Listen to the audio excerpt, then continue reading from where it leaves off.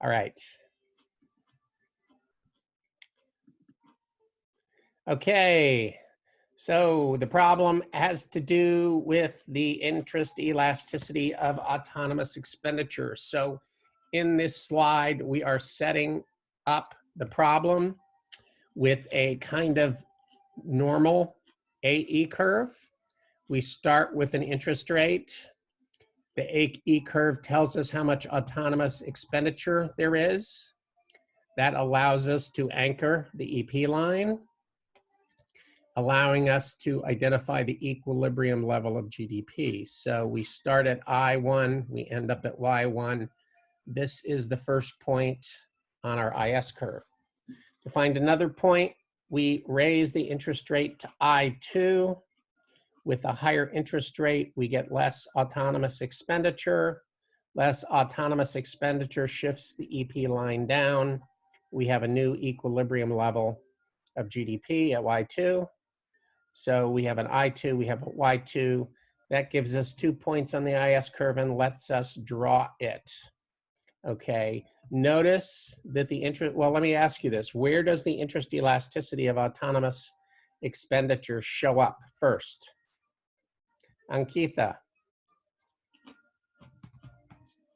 Can you repeat the question? Yes.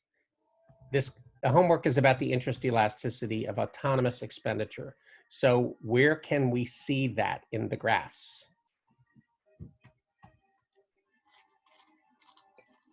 In 3 out of 4 of the graphs. Okay, well, where do we see it first?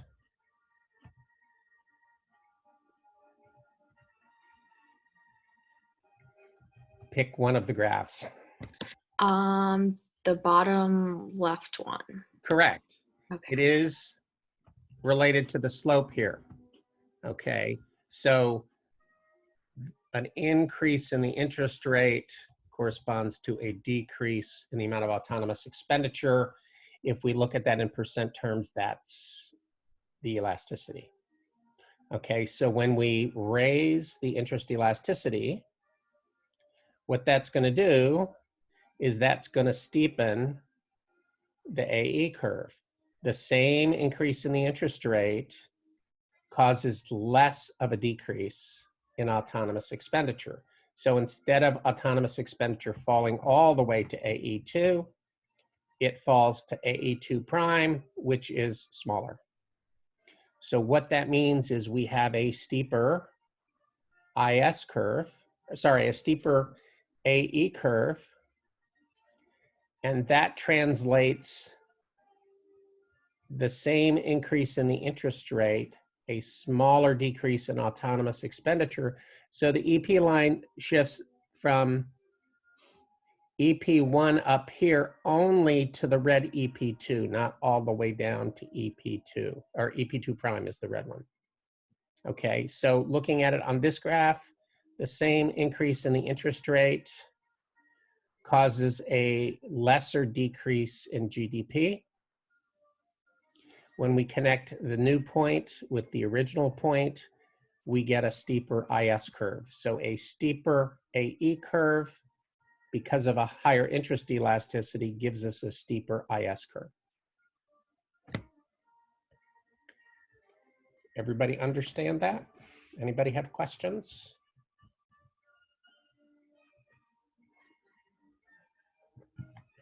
So the explanation for why we have a steeper curve on that like interest and GDP graph is just because we have a steeper curve on the other graph?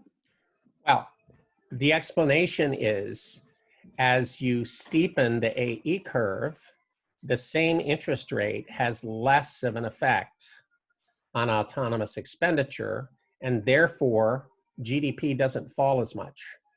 Okay, thank you. Yeah. Anybody else?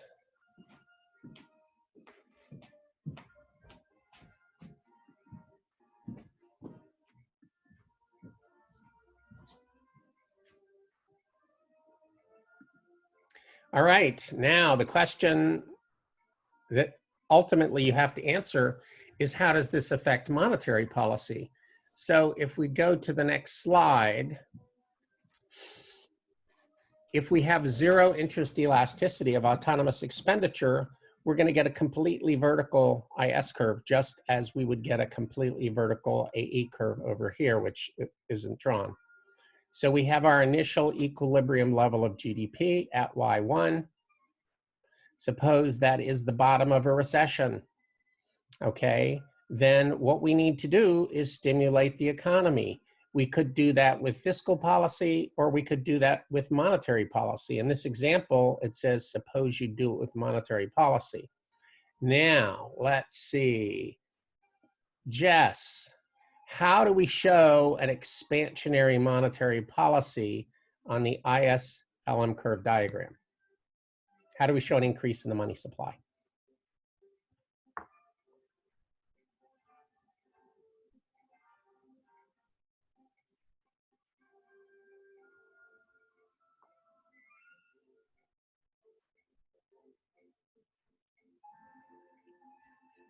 You thinking?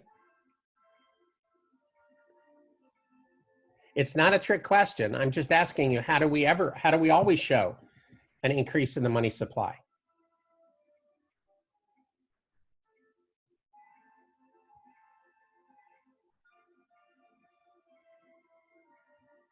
I think you're muted or something. I can't hear you if you're talking. Me? Oh, apologies. I don't know how No, that. I mean Jess. Like it looked like Jess? she was talking, but I didn't.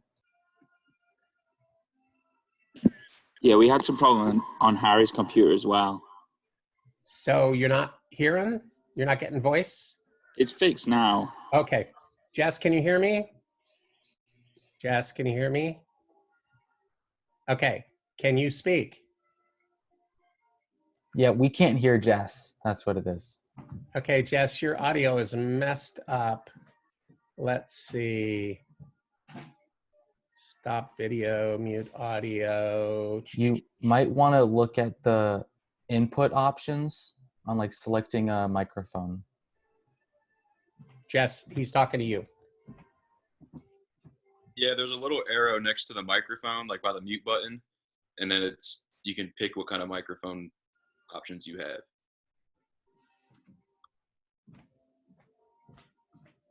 All right. Well, while you're working on that, Jess, that's very clever to break your computer to avoid answering the question. Chester, same question. How do we show an expansionary monetary policy on the IS-LM diagram? Would an LM move? Which way? Up. Up as in this way? Up? Yeah. Okay. Is that right? With higher interest rate, sorry, with an increase in the money supply, are interest rates likely to rise, which they would here?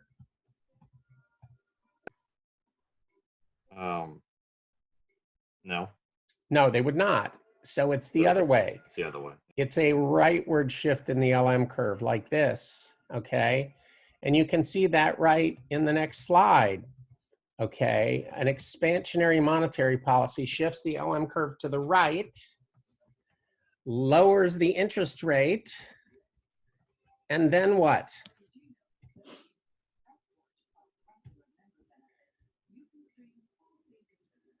I wonder if Jess knows how to sign.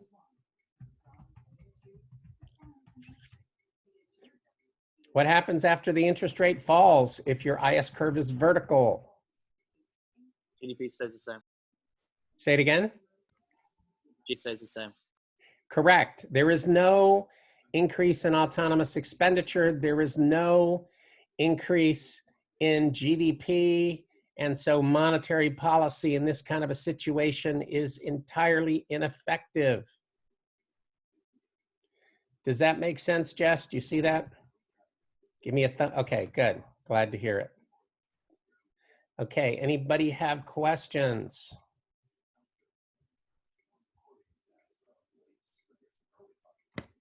So the Fed is pursuing an extraordinarily expansionary monetary policy right now in 2020.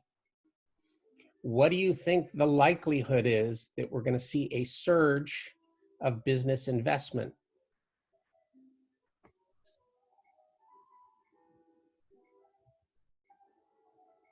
Matthew, what do you think? Can you repeat the question? Yeah. The Fed is doing extraordinarily expansionary monetary policy right now. They're pumping money into circulation like there's no tomorrow. Okay. In fact, I read something that they've essentially doubled the money supply. Now, what do you think the odds are that as a result of that, corporate America is going to increase their investment expenditure? Probably not right now or in the next month, but eventually when the economy starts opening up again, it'll expand faster than normal. Well, probably, yes. But for now, Oh, no. the not now. interest elasticity is so close to zero that this graph is probably doing a pretty good job of explaining what's going on. Okay, so my point is, while this is an extraordinary situation when the interest elasticity is zero and the IS curve is vertical, it's not that it can never happen. It probably is happening right now. If we're in this situation right now, then why are they doing it in the first place? Okay, that's a great question in political economy. It's not so much an economics question, it's a political economy question. Anybody have an answer to that? Sid, you know something about politics, don't you? Well, I imagine it just being Trump's pushing to protect the stock market. Like that's the first thing that came to mind for me, was just pumping money into there to protect his interests. Okay, however, I hear what you're saying, but what's wrong, strictly speaking, with Sid's analysis? That the Fed isn't a part of like the Trump administration. That's correct. Yeah. Okay, so I don't think that's it.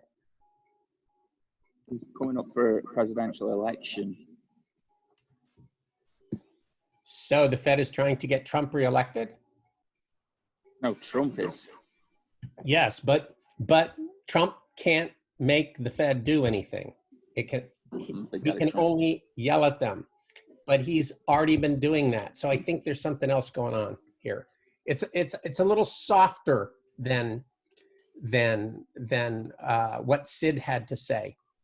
Fiscal policy and monetary policy aren't working together. Well, no, it's not even that. What I think it is that people want to see the government do something. And so what can the Fed do? Well, it can pursue an expansionary monetary policy. Even if it has no effect, at least maybe some people will be convinced that we're on the right track.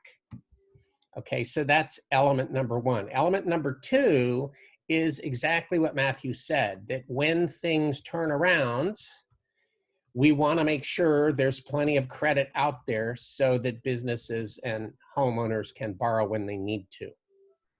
Okay, so, you know, I guess my point here is that graphical models don't necessarily tell the whole story about how the real world is operating.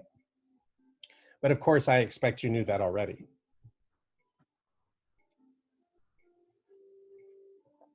All right, any questions?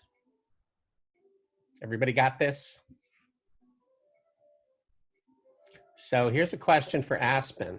It's a question for everybody, but I'll ask Aspen since she sort of brought it up. So if I asked a very similar question on the final, you'd be able to explain the economics from the graphs, Aspen?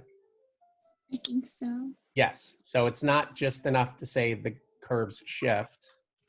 It's not just enough to say, well, because the AE curve is vertical, the IS curve is vertical. You have to go through the mechanisms, spell out the mechanism of how that works. Okay. If you want full credit. Okay. If you don't want full credit, just do a sloppy job. But I know that Aspen wants full credit.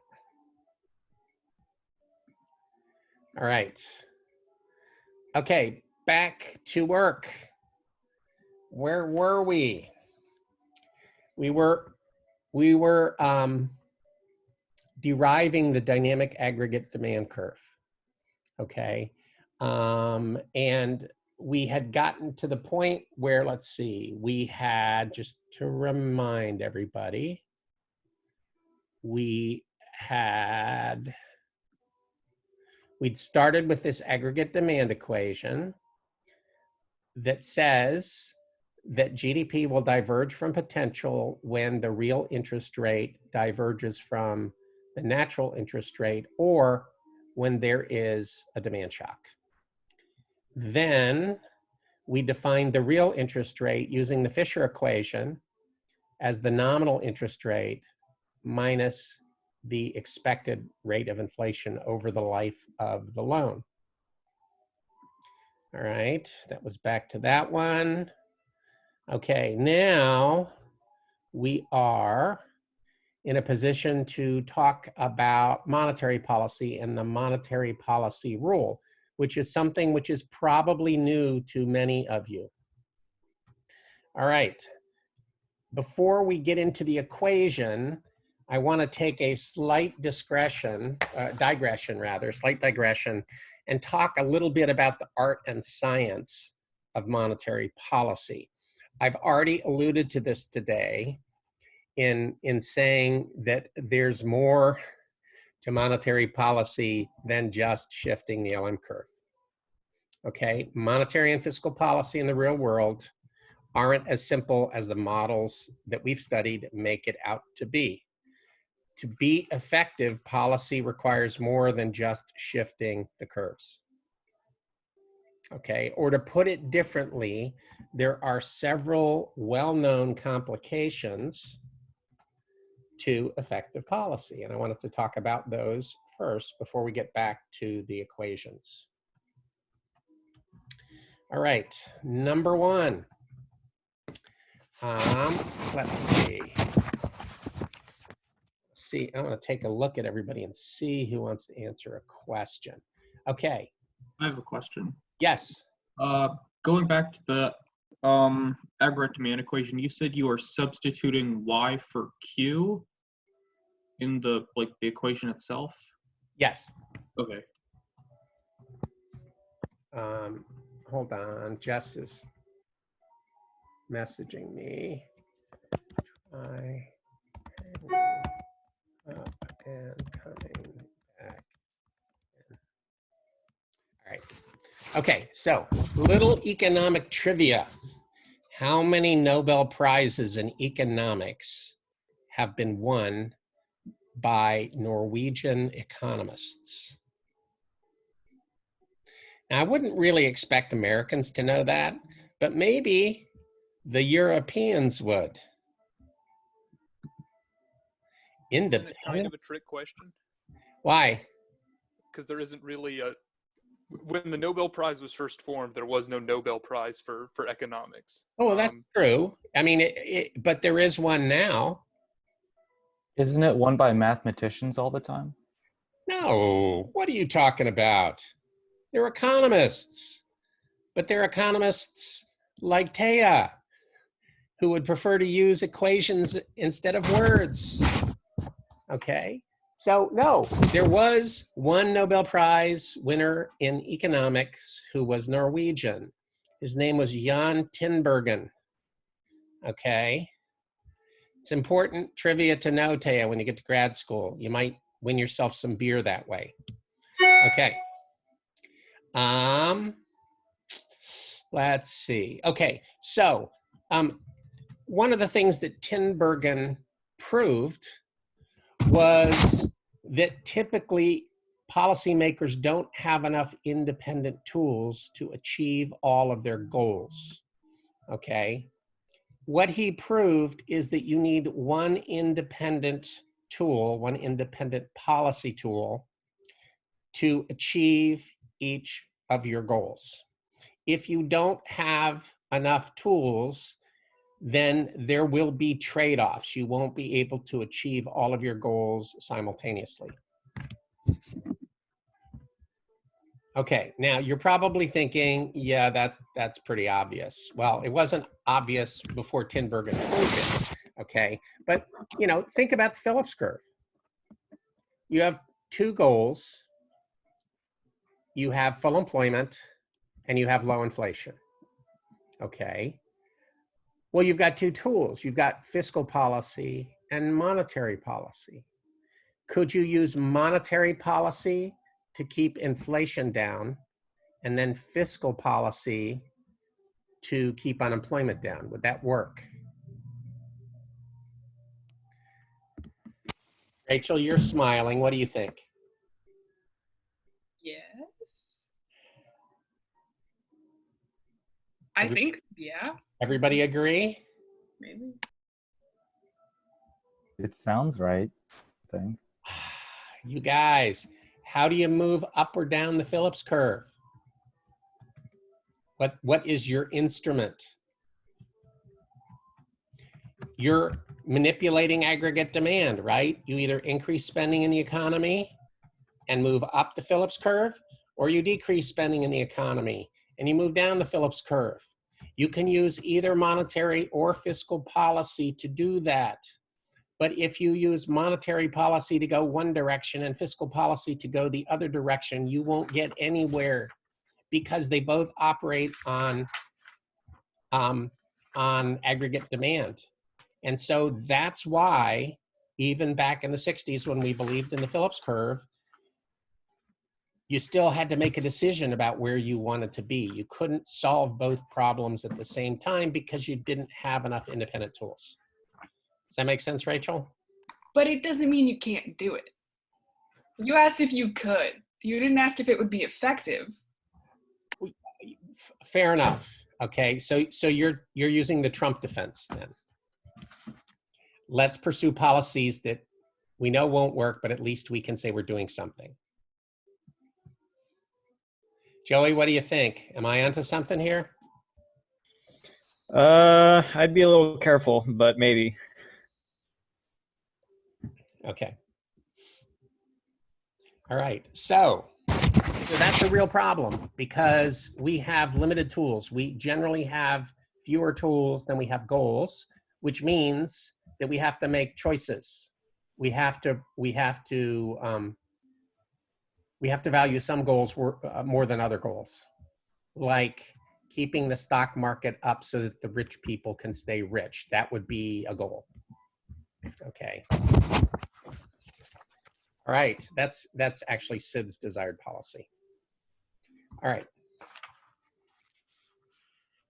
Now, second complication in the real world. The Fed is not a magician. Okay, the Fed doesn't work with the force to make things happen. Okay, the goals of the Fed, like the goals of the federal government, are not directly controllable. Okay, think about how monetary policy works. The Fed controls the monetary base. That is, the Fed can inject or withdraw reserves from the banking system. Then, depending on what banks do, changes in the monetary base change the money supply.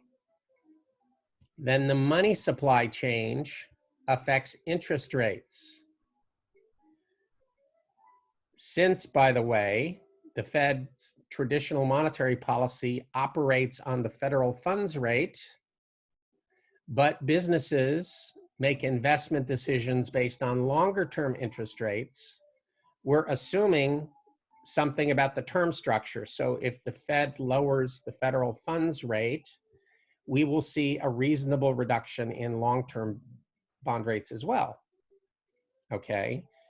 Lower interest rates affect investment expenditures, except when they don't, because the IS curve is vertical. And expenditures affect GDP. So the Fed is pretty far away from its goal, right? And there are plenty of places where the mechanism can break down. Okay, so that makes it much harder then the theory suggests for the Fed to do exactly what it wants to do. Okay, imagine, gosh, I don't even know if you guys can imagine this. Carpenters used to have these rulers that had like 2 rulers attached with an axle. So you could collapse them into one little package and then you could make them bigger and bigger and bigger. Okay, so what's happening here is the Fed is pushing on this set of extended rulers, but the problem is if they push too hard or in a certain way, they can make the connected rulers kind of collapse instead of expand. And so it gets very messy in the real world. Okay, so given that that's the case, how does the Fed figure out how effective it is? Do you understand my question? If the Fed, say, reduces the federal funds rate by 0.5%, how does it tell if that's going to be effective at causing GDP to go up by $1 trillion?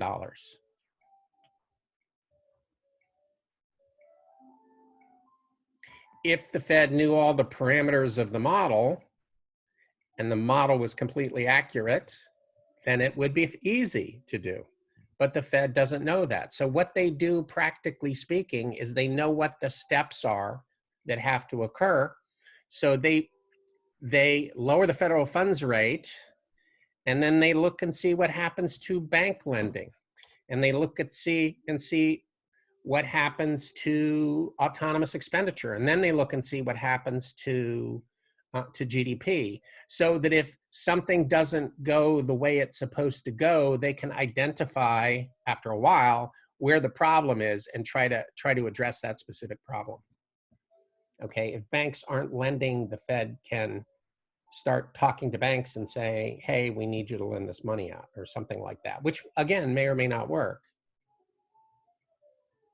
In recent years, most national banks, most country, large banks, nationwide banks, how's that, have gotten a lot of grief for a lot of bad business policies. So maybe they're used to being yelled at, and that sort of thing wouldn't do any good at this point. I don't know. Okay, any questions before we move on to even more fun stuff?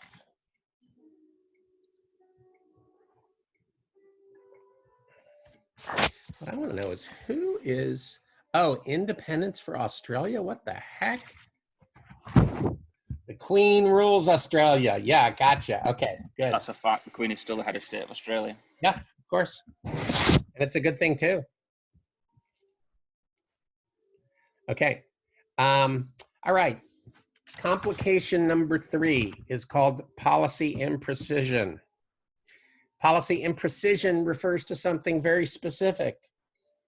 And here's the argument. It is not clear that active fiscal and monetary policy will actually improve the workings of the economy. There's reason to believe that it could make it worse.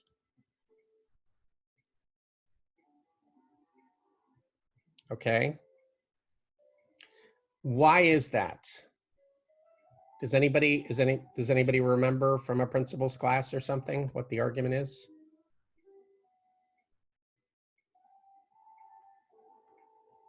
It has to do with lags. Policy doesn't work immediately. All right. I think now I will jump back to the slides. And, ooh. All right. Monetary and fiscal policy lags. There are a whole bunch of well-known lags between the need for a policy and the effect of the policy going into place.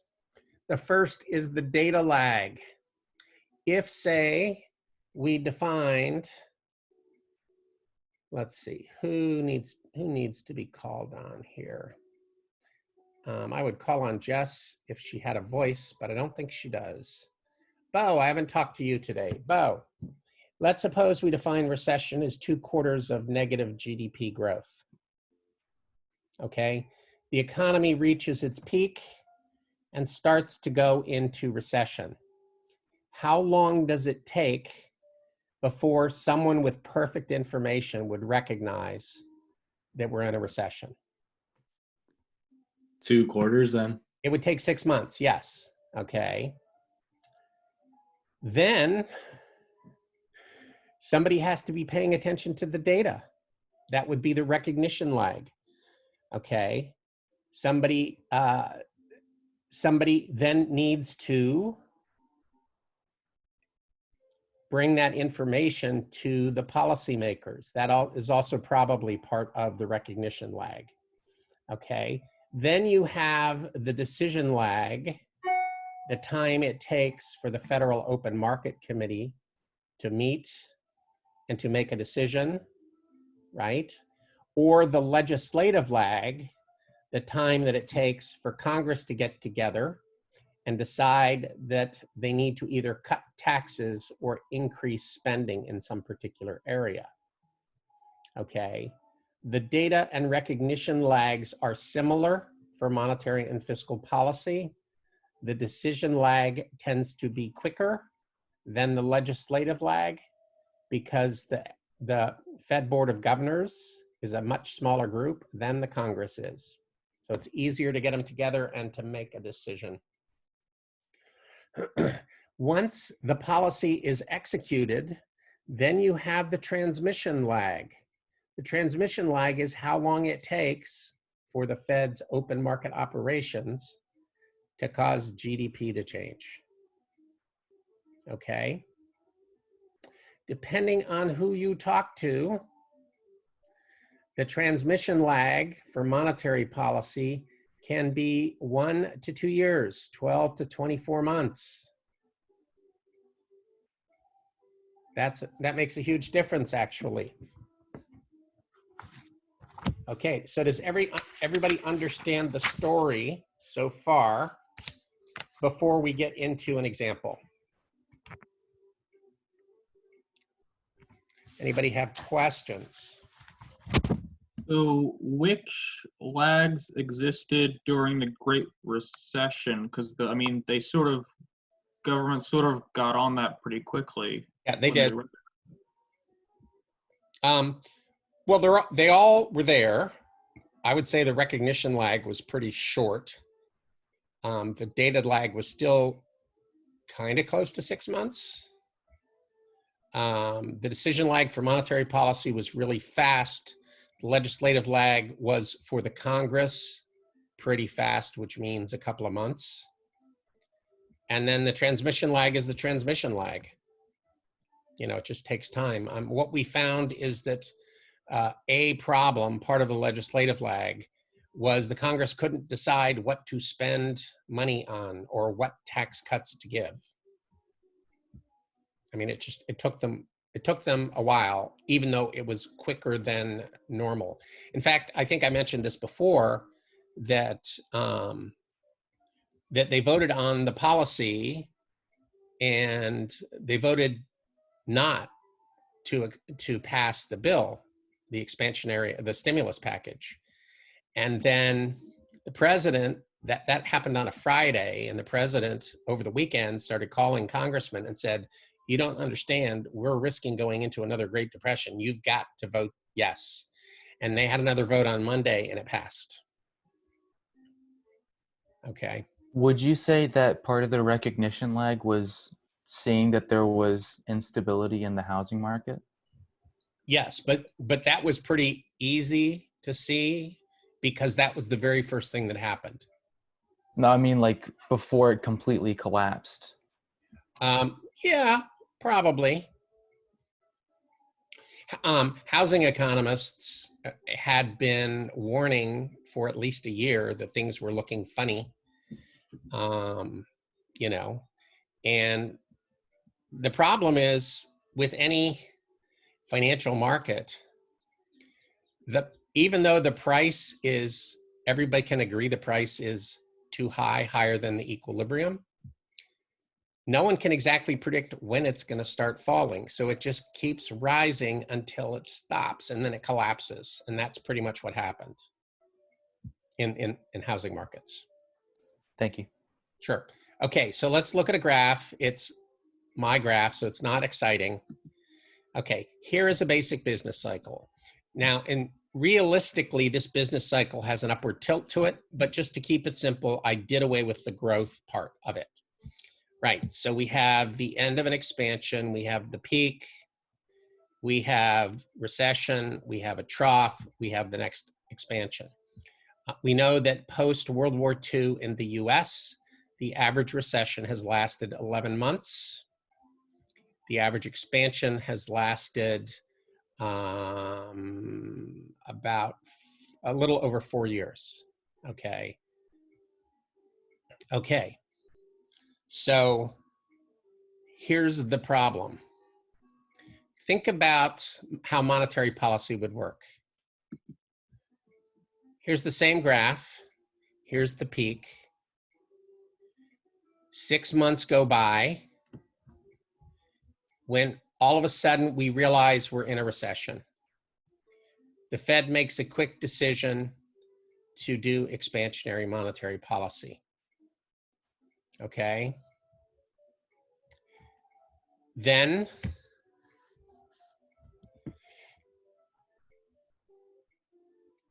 the decision and transmission lag kick in. We're going to assume the decision lag is pretty quick, but the transmission lag, again, can be 12 to 24 months. Let's suppose it's 12 months, so it's on the near side. Where are we on the graph when the policy kicks in, when we actually have an impact? Well, it's 5 months down to the bottom, 7 more months, roughly. What do we know, first of all? We're expanding the economy, and why are we doing that?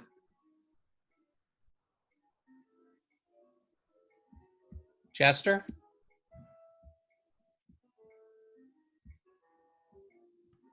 To try and get people to be more active. Trying to get out of the recession, right? Yeah. But look, because of the lag, by the time the policy kicks in, we're already 7 months into recovery. Recession is over. But now we have all of this excess demand, aggregate demand in the economy. And so instead of peaking like here, we keep on going up. And then we do the opposite, and that drags us really far down, and then we go really far up again. So the argument here is because of the lags in policy, using an aggressive expansionary policy is likely to make the business cycle worse, not better. It's going to increase the amplitude rather than dampen it.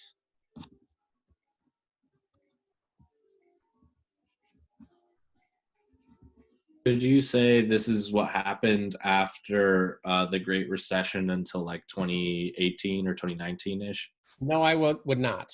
Okay. Okay, and I'll tell you why in a second. So the argument here, let's take a metaphor. It's colorful. I apologize for that. Monetary policy is a powerful tool, at least sometimes, okay? But it's not very precise. It's hard to control, right? Think about doing brain surgery with a chainsaw.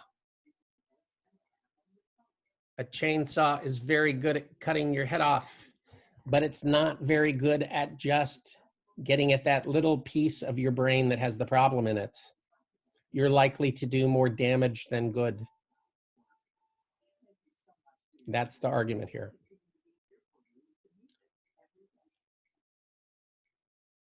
So what do we do then? Does that mean we effectively can't use monetary policy? We'll come back to that thought. Okay. Any questions? I kind of have a question. Sure. So based off this, should we implement expansionary policy when we're at the top of a peak so that we don't do that drip? Or we don't go through the trough? Is there a way that you could use that to avoid it, or is it just a lack of ability to predict? Okay. Who's had Econ 462? Anybody? Anybody? Okay, that's too bad. So if the problem is monetary and fiscal policy operate with lags, the solution is just to forecast the recession before it occurs so that you can do what Rachel is suggesting and stimulate the economy, start to stimulate the economy early enough so that it kicks in exactly when you need it.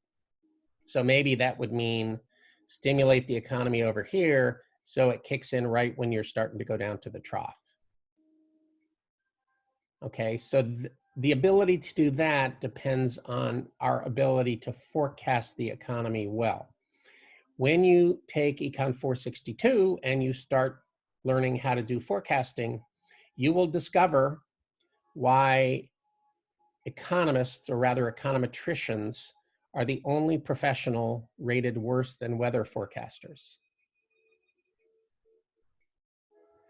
Forecasting is really, really, really hard to do accurately. Okay, so that's a real problem. Okay, additionally, there's more. The additional part of the problem is that Milton Friedman, in his path-breaking research that was published in 1960, said that not only does monetary policy operate with a long lag, he estimated 2 years, but the lag is highly variable. So for one recession, monetary policy might work with a 6-month lag. For the next recession, it might work with a 30-month lag. And those lags are unpredictable, which means, according to Friedman, that monetary policy is not usable, really. Do you understand his argument there? So should we just have expansionary policy randomly? Like, you know, hopefully it hits? No. Okay, so what Friedman, okay, and that gets into the next section that we were going to talk about. Okay, there's long been a discussion, I mean, and by long I mean decades and decades, about whether monetary policy should be discrete or systematic. Okay, by discrete, what that means is the Fed, each time there's a change in the economy, the Fed makes a brand new decision about how they're going to react. It's sort of like responding from the gut. Okay, so Alan Greenspan, better known as the Maestro, okay, he was the Federal Reserve Chair from 1987 until the late 1990s, a time when US monetary policy was extraordinarily good.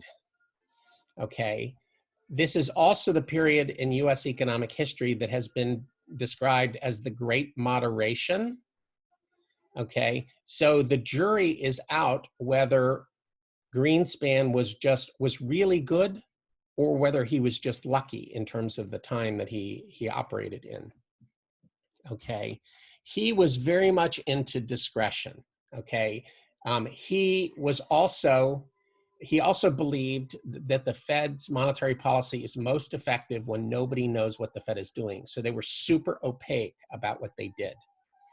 And it was super entertaining. 2 times a year, the chairman of the Federal Reserve Board has to go and testify before Congress and tell them, here's the state of the economy and here's what our policy is going to be. Greenspan turned that testimony into an art form so that he would be there for an hour, 2 hours, and say absolutely nothing of any use.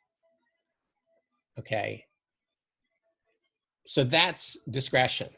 Okay, that's kind of doing it randomly. I mean, not stupidly, but every time you go into a recession, you decide on a new policy from scratch rather than kind of doing something more systematically about it. Okay, that's discretion. Okay. Friedman, by contrast, and this was decades before Greenspan, argued that since monetary policy, active monetary policy, discretionary monetary policy makes the business cycle worse, what he argued for was what he called a monetary rule. And that was let the money supply grow at 3% per year, every year, year in, year out. When we go into a recession, grow the money supply at 3%. When we go into an expansion, grow the money supply at 3%. In other words, don't use the monetary policy to try to fine tune the economy because he believed it couldn't be done. Now, why did he pick 3%? Is that the average inflation rate? Nope. Good answer. You're on the right track. 3%. The US average GDP growth is 3%, isn't it? Yes. Over the last 100 years, the economy grew at about 3% a year. So if the economy is growing at 3% a year, money demand is going to be growing at 3% a year.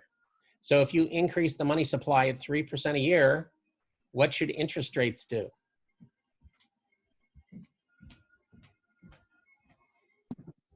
Stay the same. Stay the same, right? And that was his point.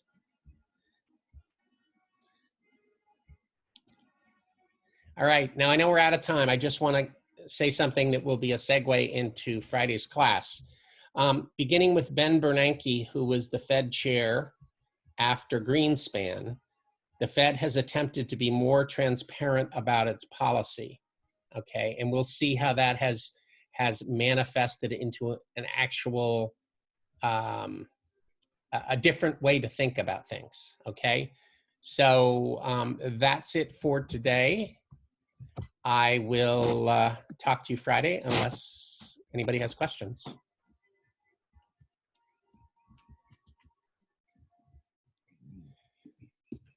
This is completely off topic, but can you talk about hedging currency? I could. I'm not going to, but that is the topic of my international finance course that I'll be teaching a year from now. Okay. What it means, just in a nutshell, is say you are a wheat farmer or soybean farmer, and your major market is China. Okay. The money that you receive for your wheat depends on the US dollar Chinese yuan exchange rate, but not now, rather when you harvest and sell the wheat, right? Right. It's possible that the dollar could fall in value, perhaps drastically, between now and then, right? So what you do is you look for ways to protect yourself against a fall in value of the dollar, and those are called hedging strategies. You can do it partially, you can do it completely, okay? So in a way, it's buying insurance. And I'm happy to talk to you more about that offline if you want. Okay, thank you. Yep. It's almost as if macro has to do with international affairs. Who knew? All right.